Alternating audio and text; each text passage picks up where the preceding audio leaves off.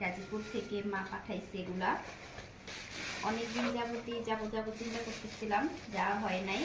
তো আজকে আমার ভাগিনা আসছিল, ভাগিনার সাথে মা পাঠাইছে। এই শাকগুলো আমার খুব পছন্দ। এগুলা সাধারণত ধান ক্ষেতের মধ্যে হয়, এটাকে হেঁচি শাক বলে। এটা হলো কুমড়া শাক। কুমড়া শাকের যে ফুল বেশি, এই ফুলগুলা দিয়ে বড়া ভাজা যায়। তো এগুলা দিয়ে বড়া বানাবো, আর পরে সেটা আপনাদের সাথে শেয়ার করব। আরও আছে, এই হচ্ছে গাছের বড়ই। বড়ই অবশ্য এখন পাইকে গেছে, কাঁচা বড়ই খুব একটা নাই। আর এই হচ্ছে শুকনা বড়ই, কিছু বড়ই শুকায়া পরে পাঠাইছে, এটা দিয়ে আমি আচার বানাবো। এগুলা সব গাছের, না খেয়ে টেস্ট করলাম। এই হচ্ছে সিম।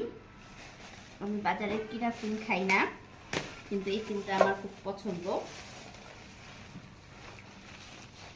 তো আমার ভাগিনা চলে গেছে, তাকে আর দেখাইতে পারি নাই।